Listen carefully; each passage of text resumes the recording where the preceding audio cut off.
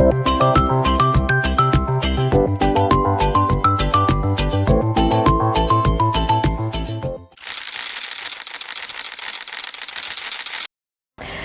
gemerincing rupiah mengalir deras ke kantong para anggota dan mantan anggota DPR RI. Kejaksaan Agung menangkap tersangka kasus korupsi komoditas timbang. Dan pemirsa, hingga kini penyidik KPK masih memeriksa PJ Wali Kota Pekanbaru Risnandar Mahiwa. Berdasarkan laporan Lembaga Transparansi Internasional, Indeks Persepsi Korupsi atau IPK Indonesia tidak membaik sejak 2022, yakni dengan skor 34 dan berada di peringkat 115 dari 180 negara. Skala Indeks Persepsi Korupsi dimulai dari angka 0 hingga 100, di mana angka 0 dipersepsikan sangat korup, sebaliknya angka 100 dipersepsikan sangat bersih.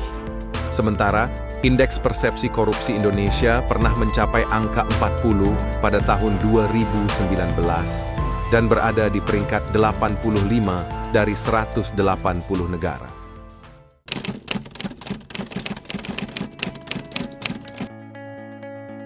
Korupsi bukan hanya soal uang atau jabatan, tapi juga soal kebiasaan kecil yang tanpa sadar kita lakukan sehari-hari.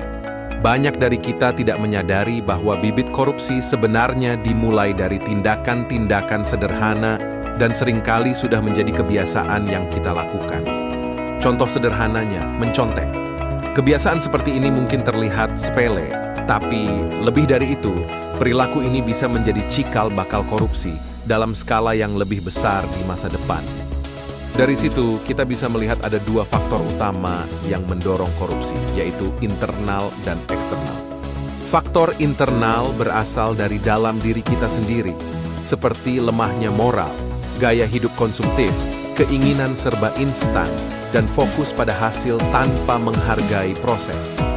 Sementara itu, faktor eksternal mencakup tekanan dari sistem politik, hukum, ekonomi, hingga lingkungan organisasi yang tidak mendukung integritas.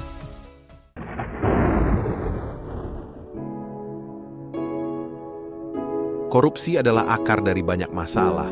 Tindakan ini tidak hanya melanggar hukum, tetapi juga merusak moral, merugikan banyak pihak, dan bahkan dapat menghancurkan masa depan bangsa. Dampaknya begitu luas hingga tidak hanya menggerogoti institusi negara, tetapi juga langsung menyentuh kehidupan kita sebagai rakyat. Ironisnya, korban utama dari korupsi adalah kita sendiri.